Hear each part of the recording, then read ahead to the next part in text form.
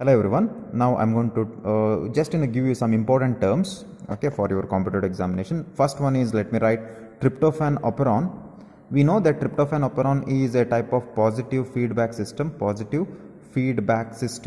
okay, and it is also a type of repressible. Right here, I think you can see this repressible system.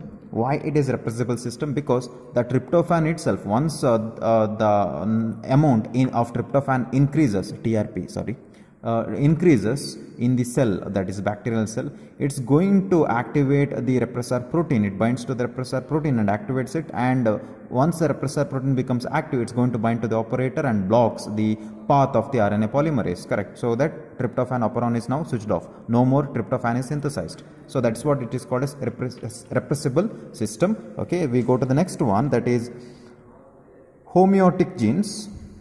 Homeotic genes, these are nothing but genes which is present in the embryonic developmental stages, like during embryonic development.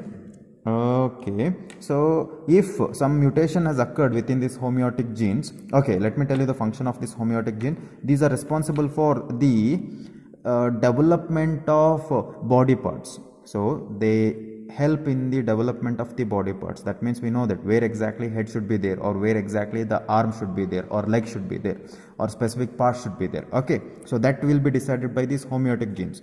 Now if a mutation has occurred in the homeotic gene, then what's going to happen? So you see, this is now human being.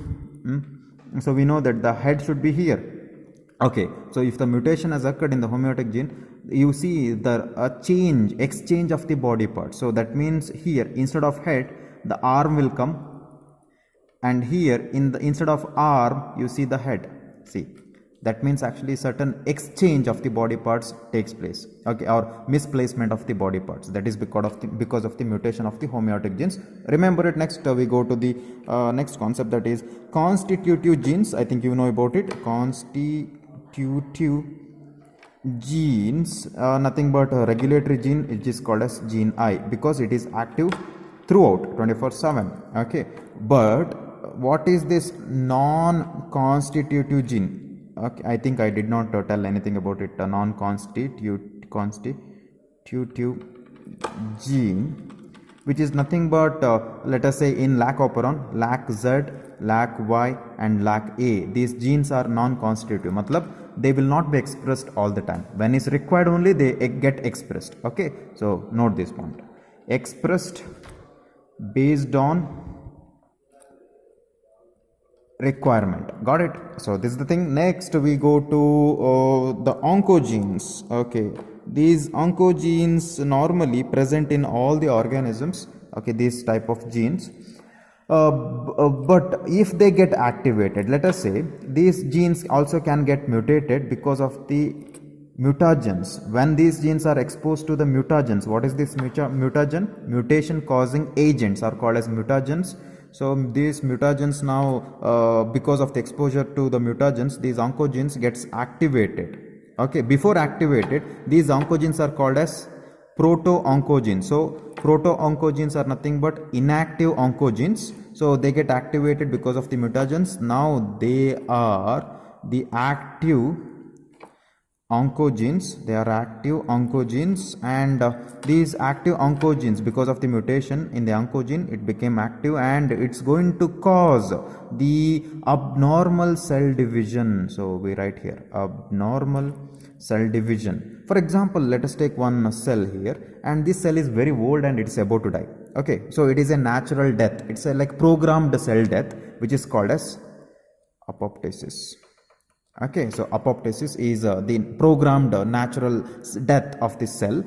Okay, it has to die, but let us say that here the oncogenes are now active and became like active oncogenes. The proto oncogenes now became active oncogenes, and now which causes changes within this cell, which is about to go or about to die. That means it stops the apoptosis. So it stops the apoptosis, making the cell to divide and proliferate. proliferate. Okay, so this is the thing, and as a result the number increases, which causes tumor. Okay, so this is very important, which causes cancer. So it is understood that oncogenes, if they become activated, then it's going to cause cancer in all the living organisms. In oncogenes, again, let me tell you, if the oncogenes which causes cancer in the human being because of the virus, that should be because of the viral oncogenes. Okay, we just write here, the virus genes can also cause cancer in human beings. So that is called as virus oncogenes. In short, I can write it as V oncogenes. Just note this point. Okay, in living organisms, the oncogenes are called as C oncogenes. Just note this point. To differentiate, it's very easy. V for virus. Okay, so that's all about it. Now the next one is what are transposons? Transposons, or it is also called as transposable element.